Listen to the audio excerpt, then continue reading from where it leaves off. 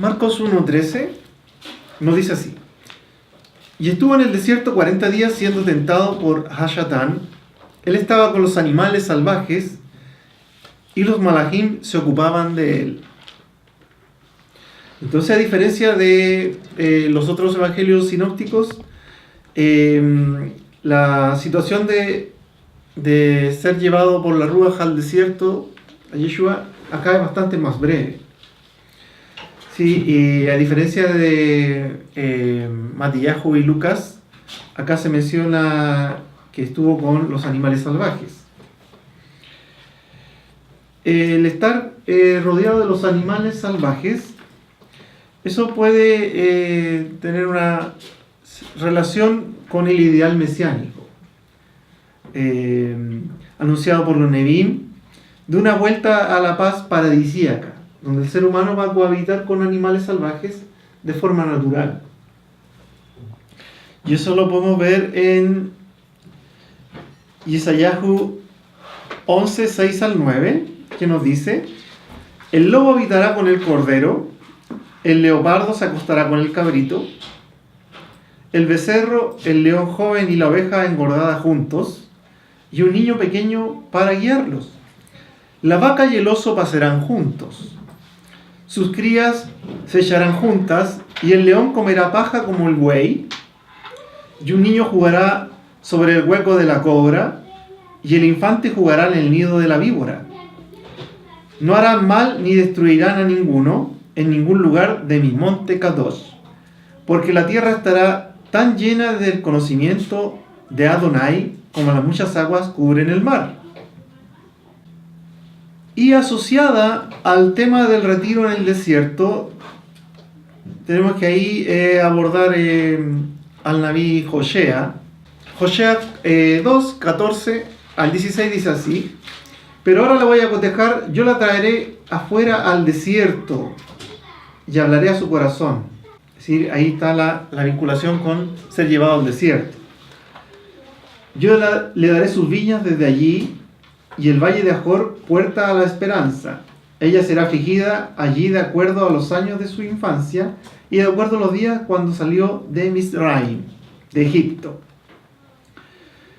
En aquel día, dice Adonai, tú me llamarás Ishi, que esto es mi esposo.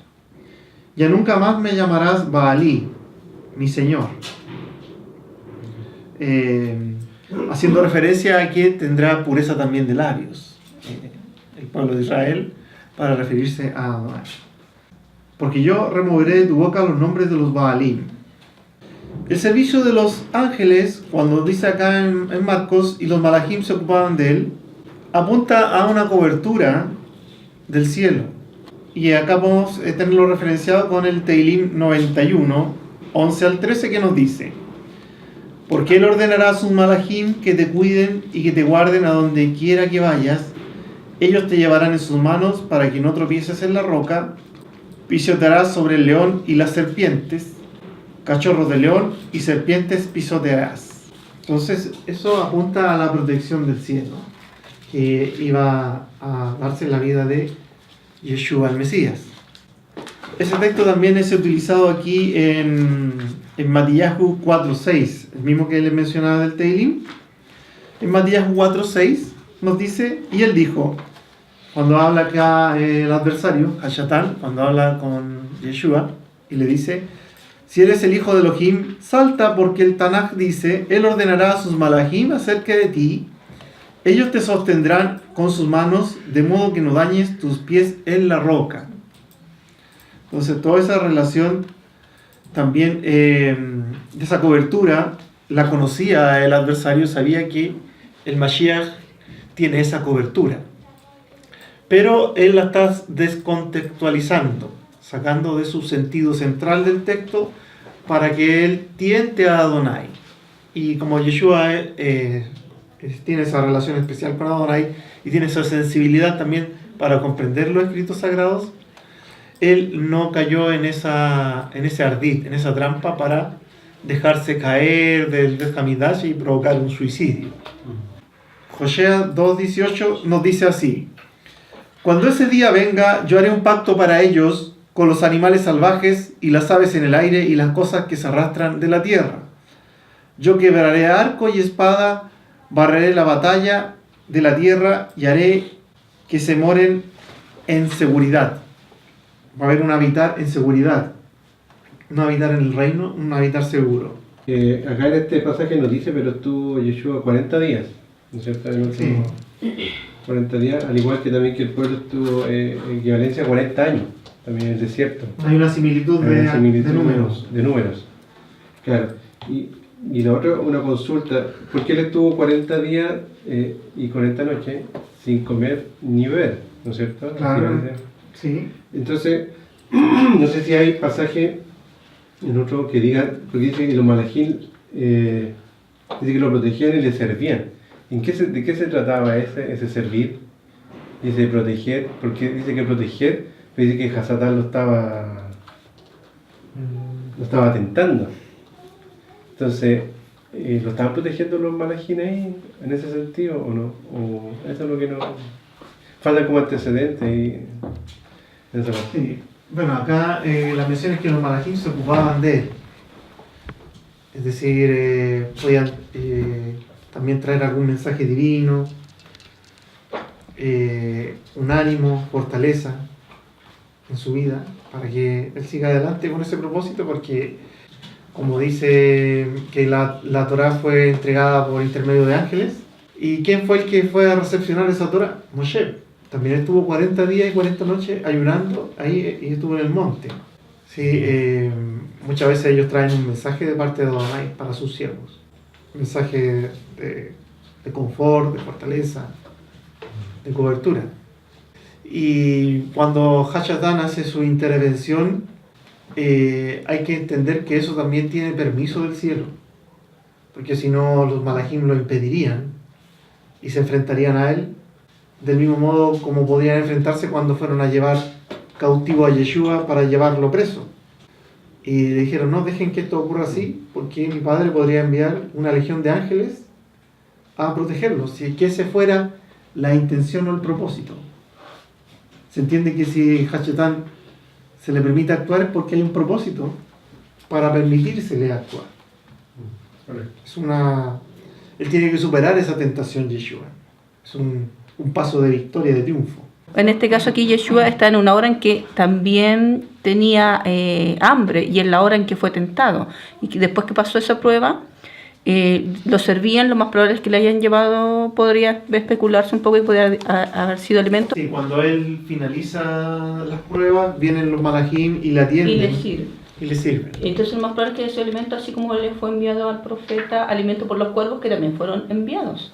En ese contexto, que hay que entender que la palabra malajín también es enviado. Es que a mí me queda una duda con respecto a si fue tentado al final de los 40 días o durante los 40 días fue tentado constantemente, porque los textos, algunos son muy disímiles. Uno dice que sí, tuvo 40 días y allí fue tentado, y después en el otro de Mateo dice que fue tentado al final, y el de Lucas dice que fue todo el tiempo tentado. Entonces me queda la duda. Me impresiona que durante los 40 días tuvo tentación. El de Lucas dice... Yeshua regresó al jardín junto a la roca, que el mismo espíritu lo llevó al desierto, donde Hashatán lo puso a prueba durante 40 días.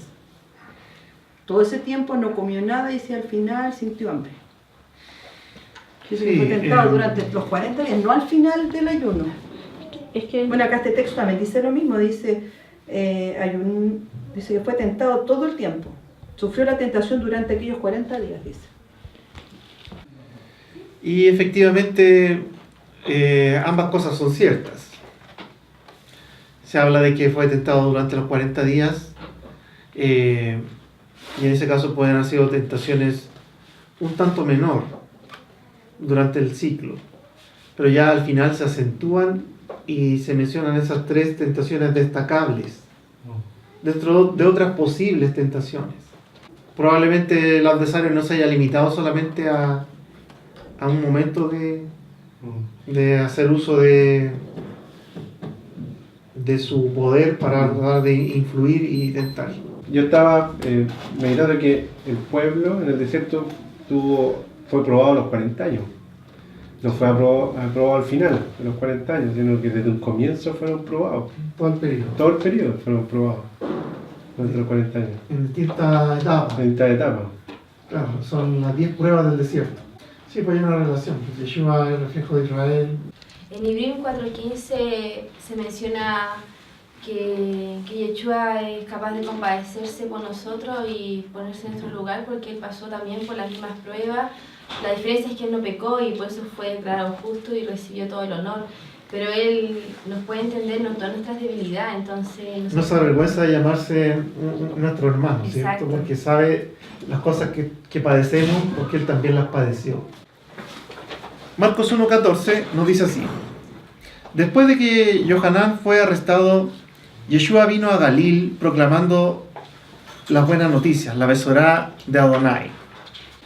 ¿Y qué nos dice él en el 15? El tiempo ha llegado, el reino de Adonai está cerca, vuélvanse a Adonai de sus pecados y crean en la Besorá, las buenas noticias. Acá lo primero que llama la atención es el arresto de Yohanan. Y cuando él comienza a proclamar la Besorá del reino, coincide con un tiempo posterior al arresto de Yohanan. En Matías 4:12 nos dice, cuando Yeshua oyó que Yohanan había sido puesto en prisión, regresó a Galil. En Lucas 3:20, después de lo cual añadió esto al resto, encerró a Yohanan en prisión. ¿Y cuál es el sentido? Yohanan también entiende lo que iba a ocurrir antes de que él fuera apresado. En Yohanan 3:30 nos dice, él tiene que ser el importante y yo dejar de serlo. Ese es el enfoque. Uno tiene que ser elevado y el otro tiene que menguar. Uno bajar y el otro subir. Porque ya el tiempo ahora era el tiempo del Mashiach, el tiempo de Yeshua. No de Eliyahu, el que le antecedía. Ya había cumplido su propósito. Y ahora comenzaba el propósito de la Besorá que traía directamente el Mashiach, Yeshua. Ya se habían preparado los corazones dentro del pueblo. Bueno, el hecho de que Yeshua haya venido a Galil también es un cumplimiento profético. En Yesayahu 9:1 y 2 nos dice, pero no habrá más obras para aquellos que están ahora en angustia. Bebe esto primero, actúa rápidamente, oh tierra de Zebulún, tierra de Naftalí, y el resto junto a las costas del mar, más allá del Jardén, Galil de los Goim. Galil es el término hebreo para Galilea, Galil de los Goim. ¿Por qué de los Goim? Porque Galil está en una zona que correspondía al reino del norte, de Efraín, y una mezcla con samaritanos, se gentilizaron, entonces por eso es que se le llama Galil de los Goim. Oh pueblo caminando en tinieblas, han visto una gran luz. Sobre aquellos que viven en la región y sombra de muerte, una luz ha brillado sobre ti. La primera vez que se menciona a Galil es en Yehoshua 27. Así que ellos apartaron a Kedesh en Galil, en las montañas de Naftalí, Shechem en las montañas de Efraín. ¿Se dan cuenta que la conexión con Yesayahu en Efraín? Y Kiriat Arba, esto es Hebrón, en las montañas de Yehudá. Melahim Aleph, Primera de Reyes 9:11. Hiram, rey de Sor, había ayudado a Shlomo con madera de cedro y corono, y todo lo que él deseó. Entonces el rey le dio 20 ciudades en la tierra de Galil. Es la segunda vez que también acá vemos la mención también de Galil. Entonces, interactuando como una ciudad, una región relacionada con la tierra de Israel. ¿Sí? Significa que esta región de Galil, como menciona ahí Isaías, es una tierra que estaba en tinieblas. Significa que estaban alejados de la Torá. Estaban teniendo una vida ya mezclada con paganismo. Y necesitaban esa restauración para volverse al camino y volver a la luz. Y eso lo iba a lograr el Mashiach y Yeshua.